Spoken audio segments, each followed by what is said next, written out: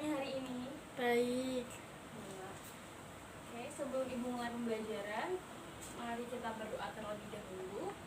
Berdoa mulai. Doa selesai. Hari ini kita akan belajar teks drama. Nah, tujuan pembelajaran hari ini yaitu setelah kita mempelajari materi teks drama, kita akan siswa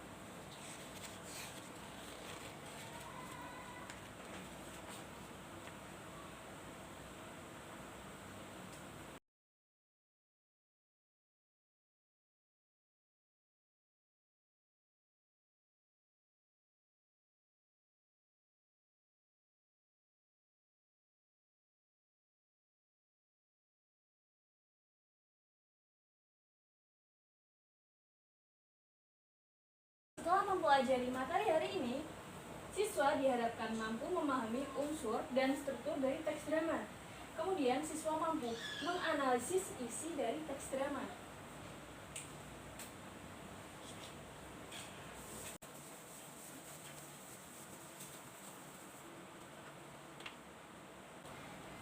Sebelum Ibu melanjutkan materi unsur-unsur dari drama, ada yang masih ingat drama itu apa?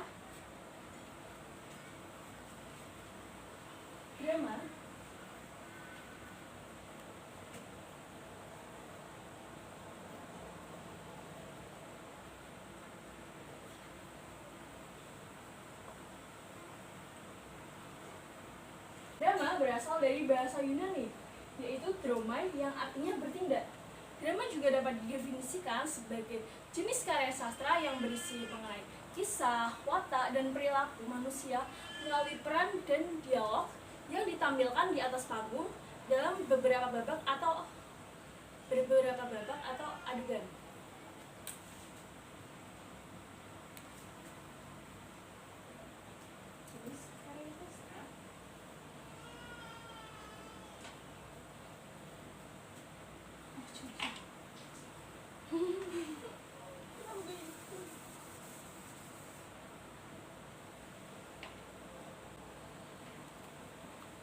Nah, kemudian ada karakteristik drama.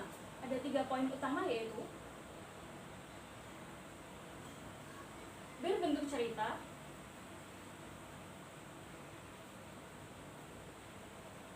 memiliki dialog,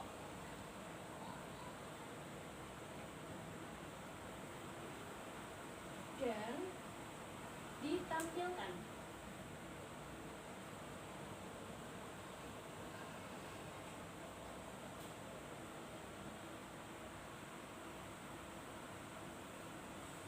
Nah, dari ketiga karakteristik ini dapat ditarik definisi baru, yaitu karya sastra yang berupa karangan atau cerita yang menggambarkan kisah kehidupan manusia dalam sebuah sajian di mana watak dan tingkah laku manusia ditujukan dalam sebuah peran dan dialog yang ditampilkan di atas panggung.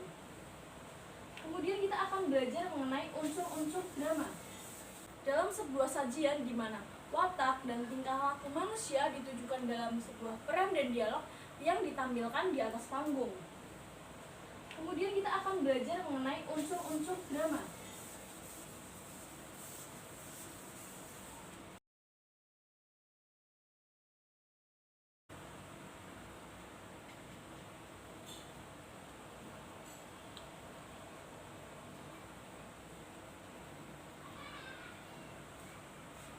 Nah, kenapa kita mempelajari unsur-unsur drama?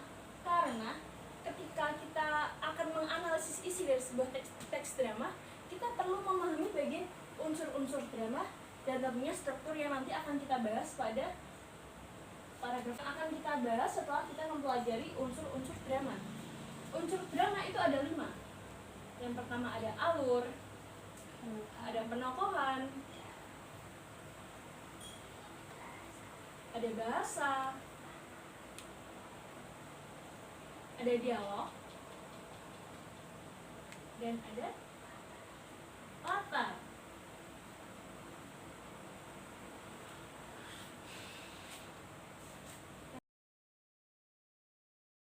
Bu, apa sih alur itu? Alur adalah rangkaian peristiwa dari konflik yang menggerakkan sebuah jalannya cerita. alur drama itu mencakup bagian-bagian seperti pendahuluan atau pengenalan cerita,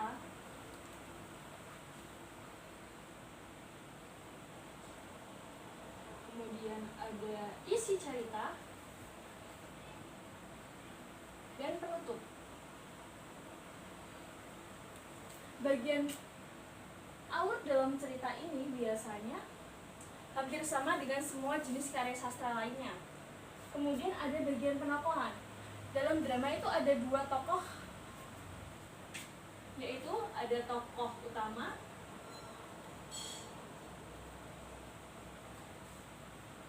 ada tokoh pembantu. Edukasi jarak. Tokoh utama merupakan tokoh sentral dari sebuah drama itu. Artinya tokoh itu sering muncul atau pada tiap adegan tokoh itu selalu ada dalam cerita. Kemudian tokoh itu menjadi pusat dari tokoh-tokoh lain. Misalnya ketika ada tokoh pembantu itu selalu berada di samping tokoh utama. Dapat Ibu contohkan dalam naskah drama pewayangan Ramayana, yaitu ketika Rama menjadi tokoh sentralnya, terdapat tokoh pembantu yaitu Anoman, karena Anoman selalu membersamai Rama dalam berbagai hal. Kemudian ada bahasa. Bahasa itu merupakan alat komunikasi, dan ada bahasa. Bahasa ini merupakan media komunikasi antar tokoh. Bahasa juga dapat menggambarkan watak tokoh, latar, dan beberapa peristiwa yang ada dalam naskah drama. Kemudian ada dialog. Dialog ini mencakup 3 bagian utama, yaitu ada tokoh, ada wawancang, dan ada kramaku.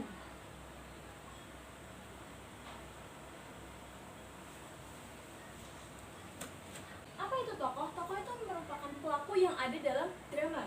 Kemudian wawancang. Wawancang ini merupakan ucapan atau perkataan dari tokoh yang ada dalam drama. Kemudian untuk kramagung itu sebagai penjelas dari ucapan para tokoh. Misalnya dalam naskah drama biasanya kramagung ini ditandai dengan tulisan yang dicetak miring, ataupun ketika tulisan tersebut diberi tanda kurung buka dan kurung tutup. Itu merupakan kramagung, yaitu penjelas dari suatu percakapan dalam naskah drama. Nah, untuk latar sendiri hampir sama dengan jenis karya sastra lainnya yang mencakup latar tempat, latar waktu, dan latar suasana. Selanjutnya kita akan belajar mengenai struktur dari teks drama.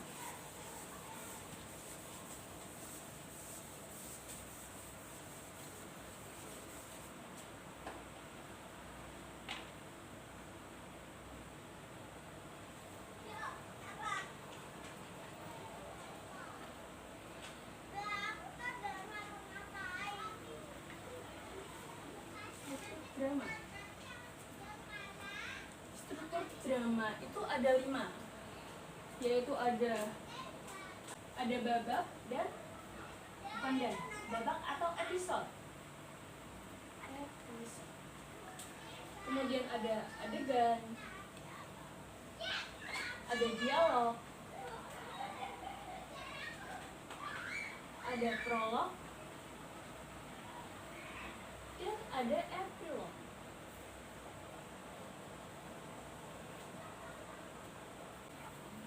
Babak atau episode merupakan bagian penting dari drama, di mana bagian itu merangkum peristiwa yang terjadi pada urutan waktu tertentu. Untuk adegan itu merupakan di mana pada drama itu terjadi perubahan waktu atau peristiwa yang ditandai dengan bergantinya setting waktu, setting suasana, atau setting latar. Untuk dialog merupakan yang tadi sempat kita bahas, yaitu ketika ada percakapan antar tokoh, dan biasanya di antara percakapan itu terdapat penjelas dari percakapan itu, yaitu kramagung. Karena pada dialog ini mencakup 3 poin, yaitu ada tokoh, ada wawancang atau percakapan yang sedang dilakukan, dan kramagung atau penjelasan dari percakapan yang dilakukan. Untuk prolog sendiri merupakan bagian awal dari sebuah naskah drama atau bagian pengantar ketika akan memasuki naskah atau bagian yang memberikan gambaran awal pada sebuah naskah drama. Kemudian ada bagian epilog. Nah, pada bagian epilog ini biasanya kita sebagai penonton atau penikmat dari suatu drama akan mencoba menarik kesimpulan dari keseluruhan isi drama yang disaksikan. Nah, di bagian epilog ini biasanya kita mengambil nilai moral yang ada dalam naskah atau pertunjukan drama tersebut.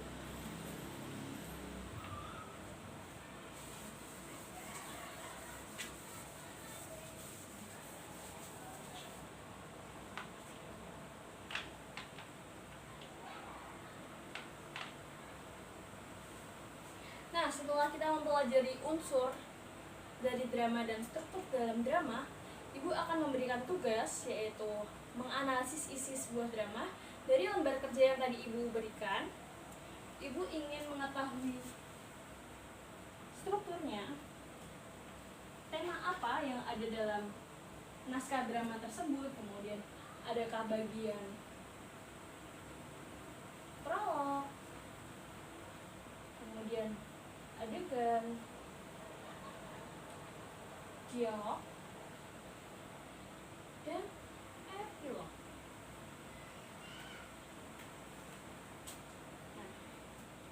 Jadi Ibu akan memberikan tugas dari naskah drama yang tadi Ibu berikan. Kalian menganalisis bagian prolog itu yang mana, bagian adegan mana, dialog mana, dan epilog mana. Dan juga tema dari naskah drama yang Ibu berikan, kalian harus mampu mengetahuinya. Baik, seperti itu tugasnya. Ada yang ingin ditanyakan terlebih dahulu? Tidak. Baik, Ibu beri waktu 30 menit untuk mengerjakannya. Baik. Baik, Bu. Baik.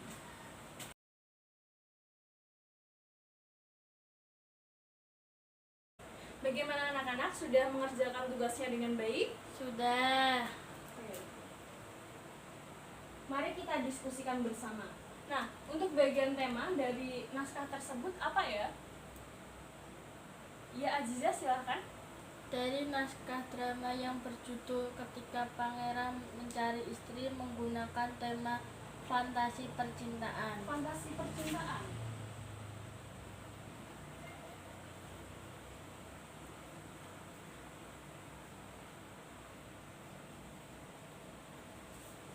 Kenapa disebut cerita fantasi, Aziza? Karena terdapat kerajaan dan pangeran. Benar. Oh, jadi karena fantasi itu pasti berkaitan dengan hal-hal kerajaan atau pangeran, atau biasa disebut sebagai istana sentris. Baik. Untuk bagian prolog, adakah dalam naskah drama tersebut? Ada. Ada di bagian mana? Bisa tolong bacakan?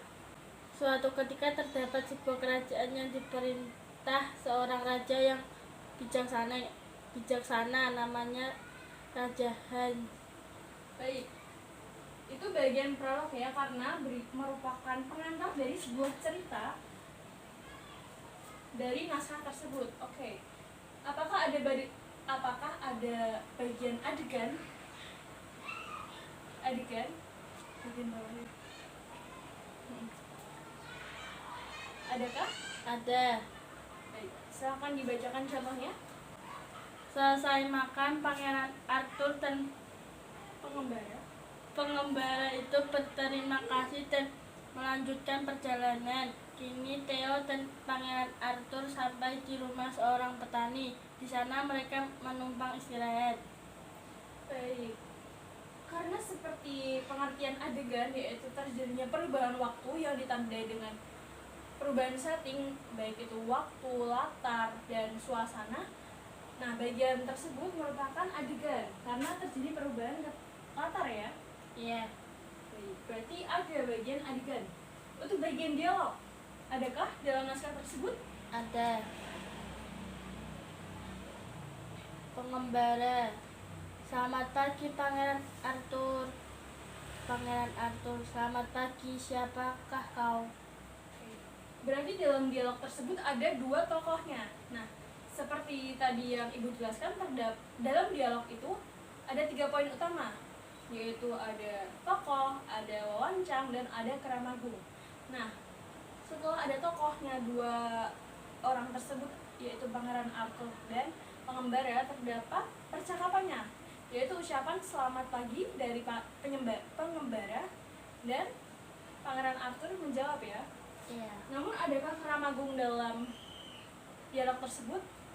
Tidak ada. Tidak ada.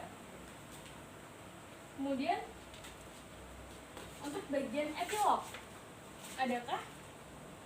Ada. Silakan dibacakan. Pangeran Arthur dan Putri Rosa akhirnya menikah dan hidup bahagia selamanya. Oke, jadi dapat ditarik kesimpulan dari keseluruhan isi dari naskah tersebut, Pangeran Arthur dan Putri Rosa hidup bahagia selamanya. Jadi dalam naskah drama tersebut memenuhi pada bagian struktur ya, karena terdapat prolog, ada adegan, dialog, serta epilog. Sudah paham? Sudah. Semuanya?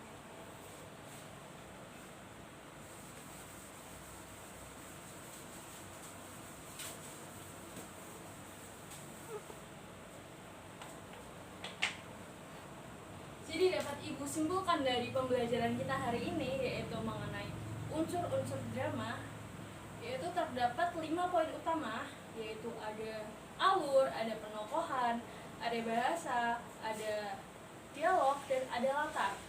Kemudian ada 5 struktur yang ada dalam naskah drama, yaitu ada babak atau episode, ada adegan, dialog, prolog, serta epilog. Nah, untuk bisa menganalisis isi dari teks drama, kita harus memahami kedua poin ini, yaitu unsur dan struktur. Jadi unsur dan struktur. Ada yang ingin ditanyakan terlebih dahulu sebelum Ibu akhiri pertemuan hari ini? Tidak. Baik. Untuk tugasnya melanjutkan naskah drama yang ada di lembar kerja siswa. Ibu cukupkan sampai di sini. Terima kasih. Wassalamualaikum warahmatullahi wabarakatuh. Waalaikumsalam warahmatullahi wabarakatuh. Selamat pagi. Pagi.